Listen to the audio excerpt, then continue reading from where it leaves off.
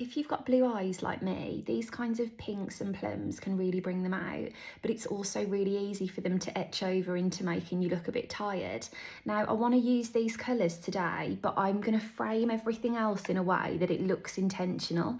So I thought I'd show you all of the other steps I do to pull the whole thing together. So at the moment, I haven't got tan on and I'm wearing my Erborian CC cream. First thing I want to do is frame the outer parts of my face with a golden colour. So I'm going to start with a little bit of cream bronzer from Morphe, and I'm just going to pat this in using a full brush, kind of in an outer C around the face. Now, another thing I'm mindful of is I've got a long day today, so I do want to powder.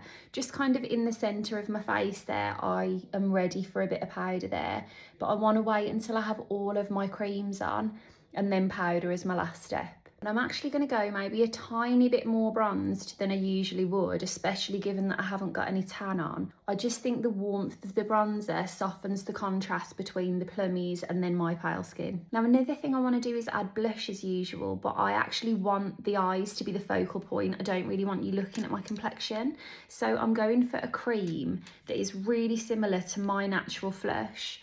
And I'm just going to really gently kind of put this on the high points of the cheeks, not taking it too far down the face. Essentially, I want to add a bit of dimension back to my skin because I've taken so much colour out with the BB cream, and just make it look kind of natural and healthy. And you'll notice I'm patting all of this in rather than rubbing, because I've just spent all morning building up that coverage. Well, I say all morning, it took 2 minutes, but like I've spent so much time building coverage. If I press too hard, I'm just going to lift that off.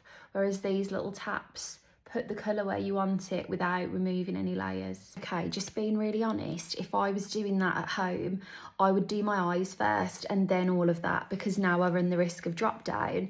But I know if I'd shown you the pink without all of those other layers, you would have not liked it as much. So I've given you the full context of how it will be. Let's hope I don't get too much drop down. Now, the first thing I'm going to do is take some of these matte colours and just build some shape through the socket. This can all be a bit frightening at first, but honestly, by the time you've blended it out, and when it's in the full context, it will all come together. But especially when those initial pinks go on, it can feel a bit strong. And I'm just really gently mapping this out, nothing too harsh, but I'm using my softest colour to really define the parameters of how far I want the eye makeup to go out to. And before it gets too messy, I'm going to tight line using like a plummy colour.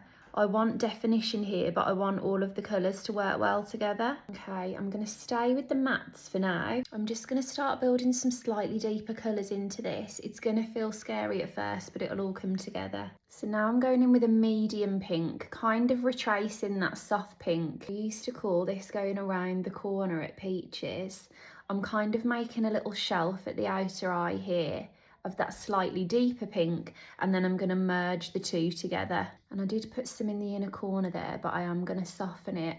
I just thought as the day goes on, it will bleed into there, and I'd rather have put it there intentionally than then it looked like it has spilled. So let's match up those little corners. And again, the corners feel a bit angular at first, but then by the time you've blended them out, it all comes together. And you can really see now how it does make such a difference on blue eyes. The contrast of the two just really do each other a lot of favours and make them both look really bright. Now I just want to soften this bottom edge because I don't want this to look super neat and tidy. But I actually think none of these brushes are washed, by the way. They'd usually be spotless, but I just haven't had the time to do them this week. So I think I may have actually woven in a bit of purple there, but we'll make it work. And I'm just going to deepen these outer corners with a bit of plum, so that when I put my really bright pink on, there is definition around the eye. Now for a really fun bit, the best way you're going to get a lot of colour payoff from a shimmer like that is to just use your finger. And given that I've already got everything else on, using my finger will prevent any drop down. So there's the main shimmer, and then I'm going to add like a soft rosy champagne colour to give me a highlighter shade that still matches all of these little rosy colours. And I'm going to do the same under my brow bone. And I'm nearly ready to add my mascara, but I just feel like I need to deepen this corner ever so slightly. So I'm just adding a tiny bit of plum to where we did that around the corner situation. And then I'm going to use a brown mascara to just pull all of the warmth together. I absolutely love that. And isn't it funny how it looks really pink in the pan, but then when you put it in a full context, it doesn't look like loads. And then I actually love the glow because I've got a long day. I know that as the day goes on, that's going to dip into feeling sweaty, which I don't want it to. So I'm just using a little bit of the KOSAS Cloud Set. If you're going to powder, it's one of the ones that isn't cakey and it just takes the edge off but still retains that luminosity.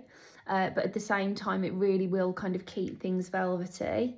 I'm just going to use that down the centre of the face and leave everything else nice and glowy. And then one last thing actually, I've been using this little Hourglass Unreal highlighter quite a bit recently. It's a really lovely, very light but still very, sorry my sister's ringing me, lovely light highlighter.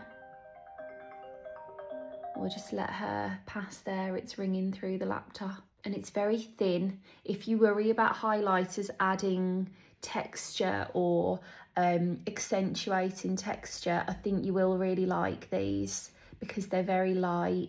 You can use them under your makeup, mixed in, whatever you'd like. Really lovely. And then that is the kind of makeup that I technically want my photos to look glowy, but in practical terms, I'm going to be hot and sweaty today, doing a lot of running around. I'm not going to have time to check it. And so I've kind of got like a locked in glowy look for the day. I think maybe just as one last thing, I am going to have to add some glitter. So this is one of the new glitter pills from Half Magic, and this is Panic in Pink. And what I love about the glitter pills is they're so easy.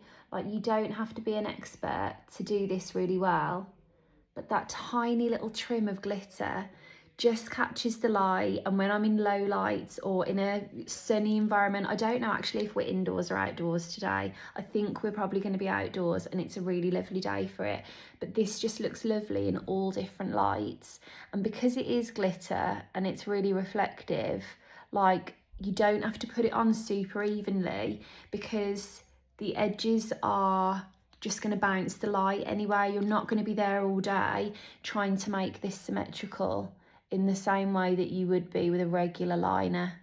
So it's just a really lovely finishing touch. Anyway, wish me luck. I've got a really exciting day today. I am working with one of my favourite brands, Morphe, and I'm capturing all the social media for their event. So I'm hoping everyone will have a chat with me and we'll get some lovely videos out of it.